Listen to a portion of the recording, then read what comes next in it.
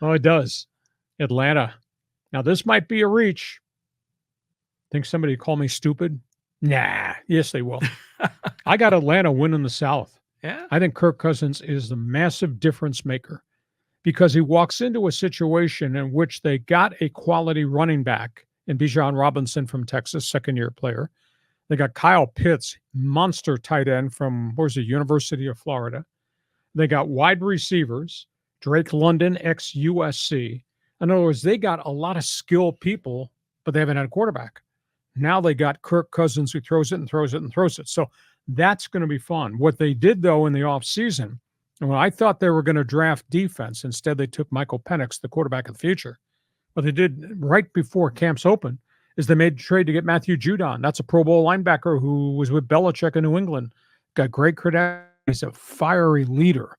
And we have a young team. You need somebody who's going to pick up the flag and follow me. Mm-hmm. And then they got Justin Simmons, Pro Bowl cornerback, who was a salary cap victim with the Denver Broncos. So I think that Cousins makes the Atlanta Falcons a complete football team.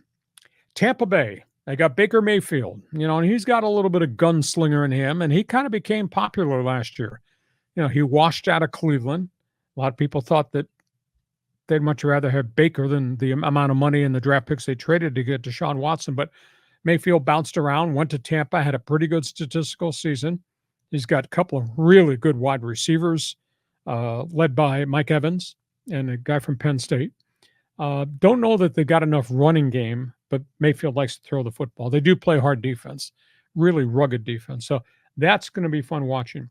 New Orleans Saints, I feel bad for Derek Carr. I mean, if it was tough on him being with the Raiders in a bad situation, it's been tough on him in New Orleans. They just don't have a lot. Organizationally, they haven't drafted well. They do have Alvin Kamara back as running back, but they got rid of their top wide receiver because of a siege of injuries and salary cap problems. They do have the young guy, Chris Olave, who's from here, but he's got to stay healthy, stay on the field. They've lost some people defensively. And I think Dennis Allen, the head coach, is in big trouble. I think he might be the first one to get thrown out of here if they have another substandard season. And the last one is Carolina. Bright young quarterback Bryce Young, but that was the 3 Mile Island scenario I told you about. You draft a quarterback and he gets in there and there's nobody around him, and he's really struggled. Struggled in terms of getting him in the end zone. Struggled with turnovers. He got his brains beat out. This is a team that traded away Christian McCaffrey and traded away DJ Moore, who were their 2 cornerstone offensive stars. So I don't think Carolina, they got holes everywhere. And then the kid they just drafted, the running back from Texas, Jonathan Brooks, he's not on the roster. He's on IR to start the season because he's not recovered from early knee surgery last season at the University of Texas. And so when you're in the gutter, it takes a long time to climb out of the gutter. And that's where the Carolina Panthers are right now in Charlotte. Do you think the Panthers maybe regret not taking C.J. Stroud last year?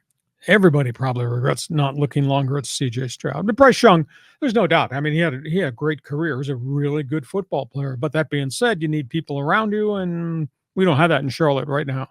Yeah, and I look at this. I love seeing Atlanta at the top of the list. Remember, they made that Super Bowl like about 5-6 years ago. Remember, the whole thing flipped at halftime. Brady got another ring. It's so you see these teams here, and this has been really the Saints division for such a long time. So I'd love to see some new blood. And by the way, when I was growing up, back when I was a little kid, the Falcons were in the NFC West. I mean, thank God for expansion. Yeah. Okay, so we'll see. Kirk Cousins, big difference maker, I think. In overall, what I think, Sean's a really weak division. Oh, for sure. Okay, last stop.